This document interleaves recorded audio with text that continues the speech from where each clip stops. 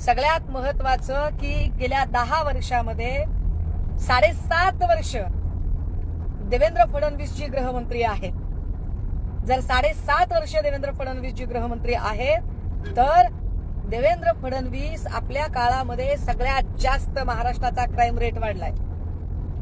दिशा कायदा आणला गेला होता आधी, त्या दिशा कायद्याचं पुढे काय झालं त्यावर सांगितलं जात नाही. जर या राज्यात 3 वर्षाचं बाळ सेफ नसेल तर तुम्ही कसल्या जाहिरातबाजी आणि कसली बॅनरबाजी करताय.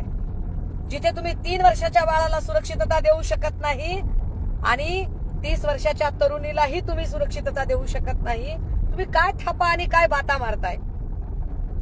आणि तुमच्याकडे जो कुणी न्याय मागायला जातो त्याला तुम्ही वर डाफरता.